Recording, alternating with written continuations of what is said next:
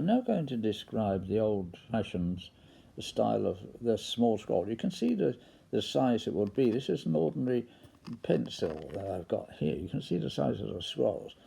Now, in those days, this is the 19th and the early 20th century, the gun engravers of the used to engrave a smaller version of the larger type of scroll. You can see the little differences here, and they used to cut away the background, which is rather tedious. So they didn't get away with what we're doing now.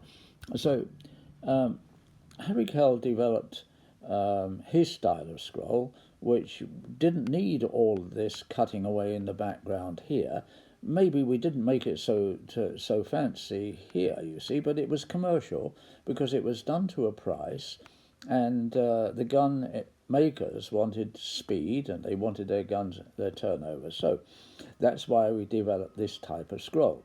Well, recently I've seen some poor examples of what the scroll should be like, and I feel that the instructors that are teaching these scrolls are doing a disfavour to the learners, because they're not teaching the correct way. As I mentioned before, this is small. You can see how small this is compared to this pencil here. But that, on a larger version, would look quite good. So the engraver that did this didn't use any magnification. It was all done by eye. And so you can respect what the man's done. Today, when you're doing it under a microscope, and you can see what you're actually doing, I don't think there's much of an excuse. You should know how, with experience, how to create a scroll, you see. So what we've done, what I've done, my daughter Alison, I showed a recent photograph of what she did 30 years ago, and Marcus, my son, we do, and we've instructed people on how to do this too.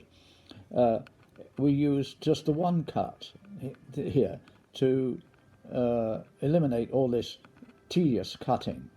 You know, it's unnecessary in a way.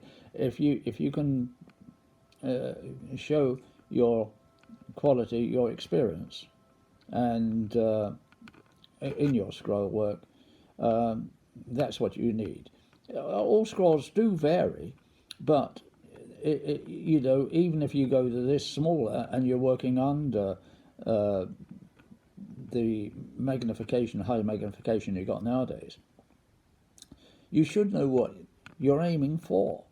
And you see, every one of these finishes up with a nice little head on the scroll. He starts here, and he does all the various little nuances, which you would do on a larger scroll, you see. And so this is what I will later on do a video, and I'll be drawing it rather, because I don't engrave it anymore, to show you the differences. And my gripe to some degree is that these people that are teaching now are getting paid for it, you see, and I think if you give it for free and you do these things, well, you're able to defend yourself.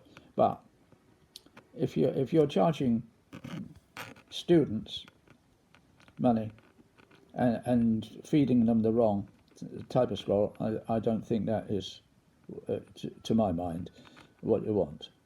So I'll go back and teach you the correct way. You can see now. Here we go. Oh, excuse me. See, it's out of focus. See, but there you are. You got all the scrolls like that. See, that was Mr. McNeil that did this one. Right. There we go.